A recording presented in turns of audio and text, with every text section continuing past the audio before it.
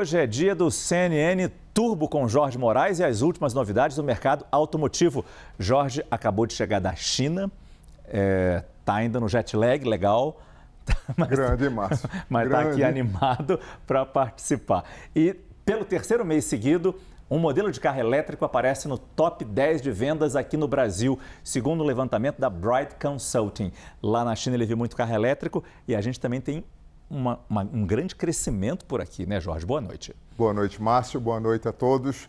O mercado mudou de uma maneira que o consumidor brasileiro passou a aceitar o novo. O novo era encarar um carro elétrico ainda com uma infraestrutura não muito a favor desse cliente, mas que estava lá disposto a economizar combustível. Combustível que, por exemplo, na região Nordeste custa em torno de 7 a 7,50 um litro de gasolina. Aqui em São Paulo custa um pouco mais de 6. Então existe uma diferença, um fator que alavancou muito a chegada do elétrico, porque em alguns estados ainda existe a isenção do IPVA. E isso é conta, é matemática. E aí, imagina que você vai com 60, 70 reais de dinheiro, abastece o carro se eu não tenho energia solar em casa e rodo 300 quilômetros. Então isso facilita muito o ingresso. Portanto, o que a gente viu foi a ascensão de um carro como esse, o Dolphin Mini, por 3 meses consecutivos, liderando a venda varejo da concessionária ao consumidor. Seguido também por um forte aliado que é o Geely X2, com mais de 3 mil unidades vendidas. Ou seja, tem Geely, tem BYD, tem outros novatos que estão chegando, mas com o carro da Dongfeng, como o carro da GAC também, vem aí um T, e outros da Leap Motor e a General Motors, que vai trazer o Bingo. Muita gente vai entrar nesse segmento até R$150 mil, 100% elétrico. Então, esse é o novo modal do carro de entrada do mercado brasileiro. É incrível a velocidade. Chegaram há pouco tempo esses carros elétricos e já estão conquistando esses postos importantes. Jorge continua com a gente porque, para falar de um outro tema ligado a carro, durante muito tempo o Japão foi sinônimo de qualidade na fabricação de carros e não ousava receber carros importados. Eram apenas carros consumidos no Japão. Claro, você encontrava carros importados, mas eram caríssimos. Mas agora, pela primeira vez, a Toyota anunciou que modelos fabricados fora do Japão, nos Estados Unidos, serão vendidos em território japonês. E, naturalmente, Donald Trump deve ter um dedinho nessa história. Tem um dedo, mas tem um dedo maior do japonês. Em 2019, no primeiro governo Trump, ele assinou o acordo de livre comércio com o Japão, mas os automóveis ficaram de fora, Márcio. O que acontece é que agora, em 2025, veio a corrente do tarifaço. 25% para os carros vindos do Japão. E os japoneses vendem muito nos Estados Unidos da América. Aí, depois de uma conversa, em paralelo, esses 25% se tornaram 15%. Em contrapartida, do outro lado, o que é que o Japão já fazia? Não cobrava absolutamente imposto algum sobre os carros importados, que eram caríssimos, como você pontuou. Mas tinha uma questão para ser levada em consideração nesse ponto. Imagina você levar um carro com a direção do lado esquerdo. E lá é a mão inglesa, do lado direito.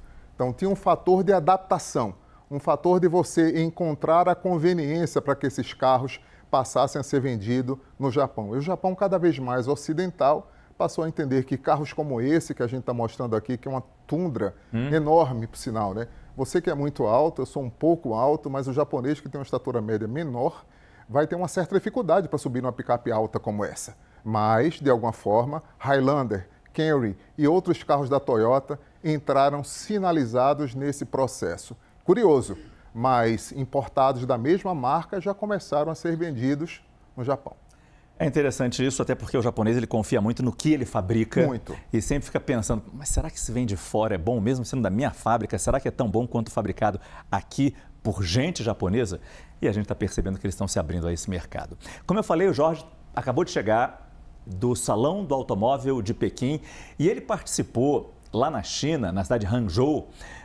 Aliás, é uma cidade lindíssima, eu conheço essa cidade. É linda essa cidade. É linda essa cidade.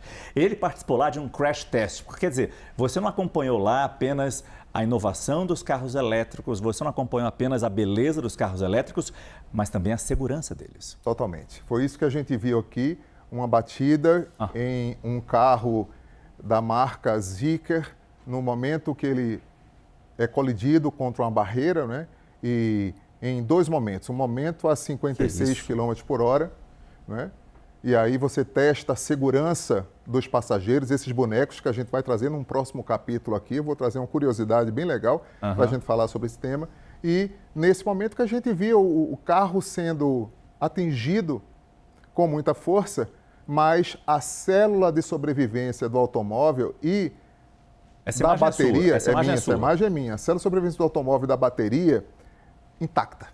Ou seja, bateria intacta, segurança garantida, não somente das pessoas físicas, que são representadas pelos dummies, pelos bonecos, mas pelo sistema que é o coração desse automóvel elétrico, que é o conjunto de baterias. Quer dizer, esses carros elétricos com uma estrutura bem diferente dos tradicionais, já que não tem um motor tão grande na frente, eles foram aprovados? Aprovados, com a bateria que fica ali no chassi, e a gente viu que um teste de um carro elétrico, como seria? Então fui ver de perto, conferir e me impressionou o resultado final.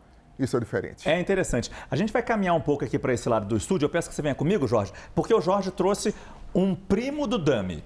Pois é um primo. Daminho, a gente pode chamar. É um bonequinho que é utilizado também nesse tipo de teste, mas você, melhor do que ninguém, pode explicar.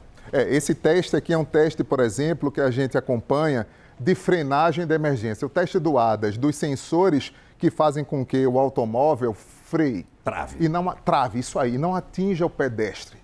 E proteja os passageiros que estão a bordo. Então, esse é um trabalho que é desenvolvido pela engenharia, a engenharia da Ford aqui, que continua investindo no Brasil muito em tecnologia, muito nessa parte sensorial.